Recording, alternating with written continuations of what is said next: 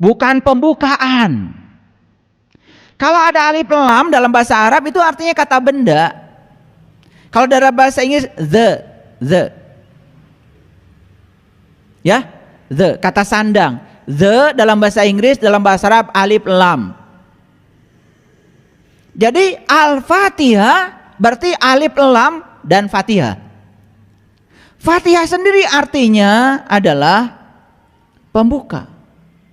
Sudah pakai alif lam menegaskan kalau itu adalah alat untuk membuka.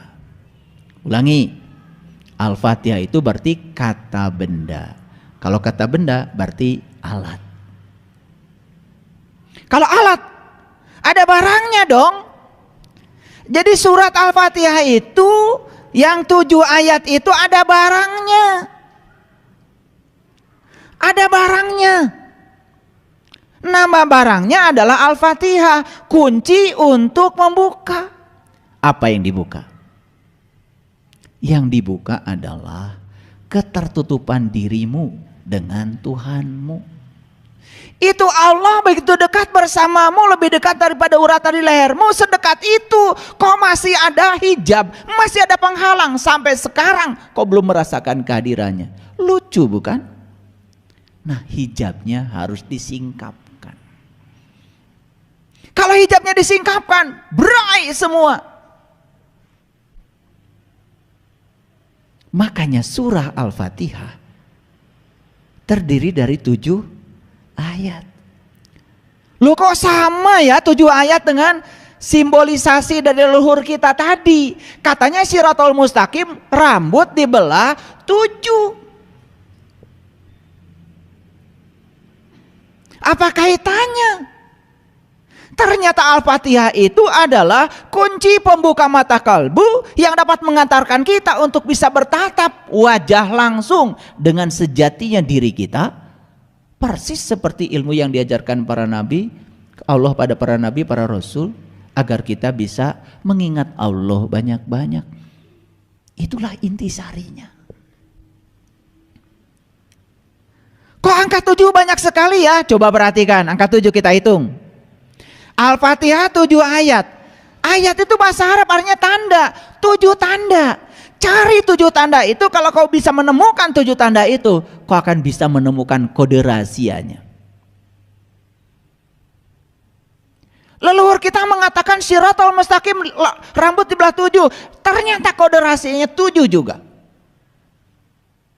Kita pergi haji, mutar di Ka'bah 7 putaran, 7 lagi. Kita mondar-mandir atas Safa dan Marwah 7 juga. Kita ambil batu melempar jumroh 7 juga. Ternyata kalau kita ingin kurban dan kurbannya adalah sapi, itu pun harus 7. Bukan ber-7. Salah kaprah.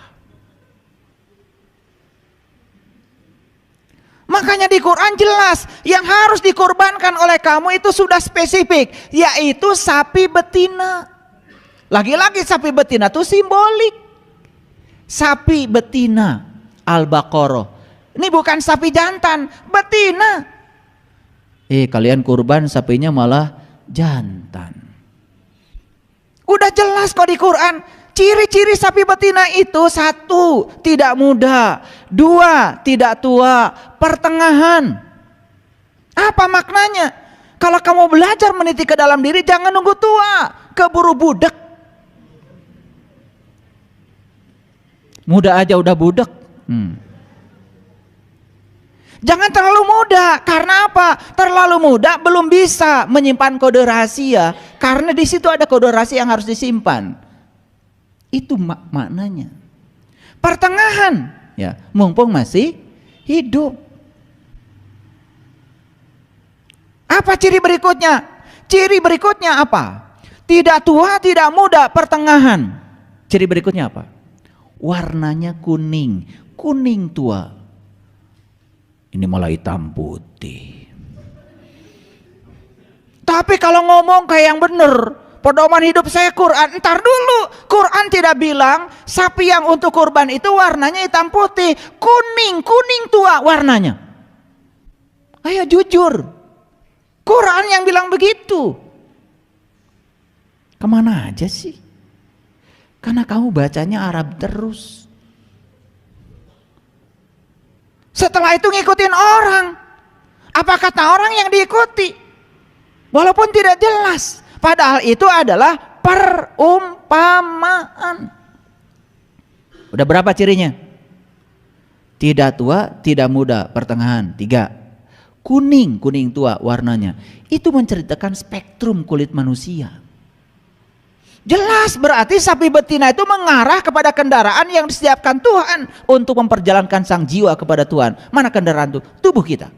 Makanya tubuh manusia adalah kitab suci tertua yang diciptakan Tuhan dengan tangannya sendiri. Dari ujung rambut sampai ujung kaki, di situ ada kode rahasia yang harus kalau pecahkan. Dunia sains sudah membuktikan sekarang. Tubuh tersusun dari sel. Sel tersusun dari DNA. Ternyata satu DNA bisa menyimpan 3 miliar kode rahasia. Sekarang kalau 100 triliun sel dalam tubuh kita, 100 triliun kali 3 miliar. Berapa banyak data yang harus kita baca dalam tubuh kita. Dan selama ini kau tidak pernah membacanya.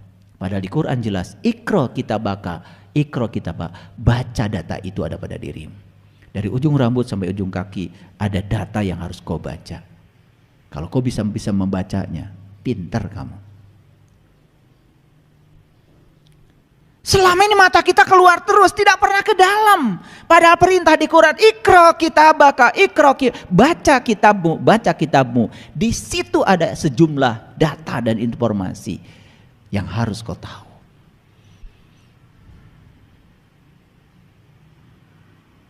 Oke?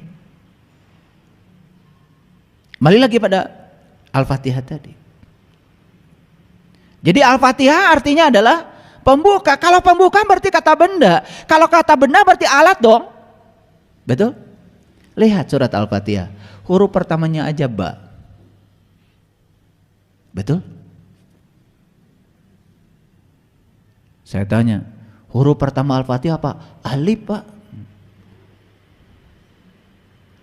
Udah berapa tahun kau beragama? Saya nanya huruf pertama surat Al-Fatihah, alif. Kalau huruf pertama hijaiyah, ya alif. Kan pertanyaan saya huruf pertama surat Al-Fatihah apa? Ba. Dan ba itu titiknya kan di luar. Betul? Masih di luar. Nah ternyata ba itu bisa diartikan babun, pintu. Setiap pintu kan ada kuncinya. Lah kalau kalian lupa naruh kunci, repot. Sekarang kunci masuk rumah pun udah pakai kode, betul nggak? Iya. Masuk hotel sekarang nggak pakai cetrek, nggak gitu lagi, pakai kartu, ditempel, tak, gitu kan? Kenapa bisa begitu? Itu pakai barcode namanya. Jadi pakai barcode. Jadi si kartu itu kemudian dicas. Ketika dicas dia menggunakan sistem kuantum. Jadi itu frekuensinya sudah disesuaikan. Nah begitu tek gitu ke kamar itu bisa dibuka. Nah kartu lain yang bukan kamar kita gak bisa dibuka. Itu terkuantisasi, frekuensinya cuma 1.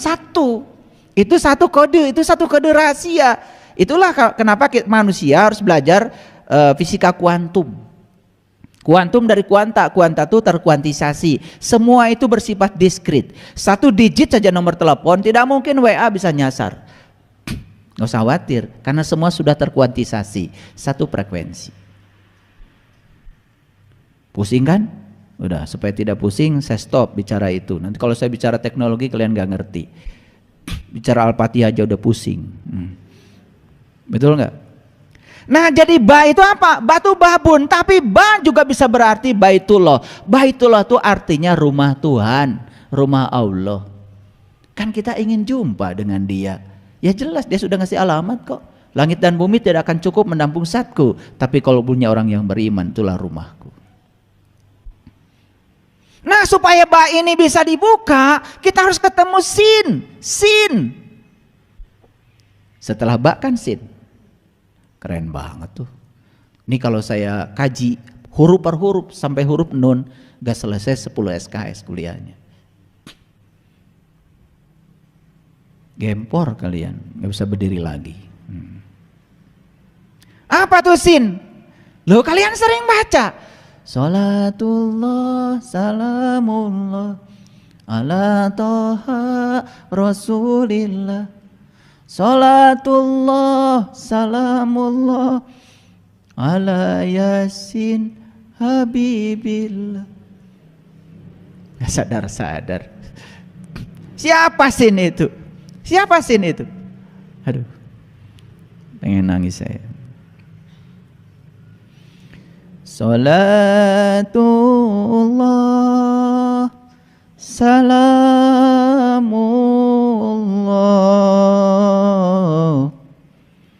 ala toha rasulillah.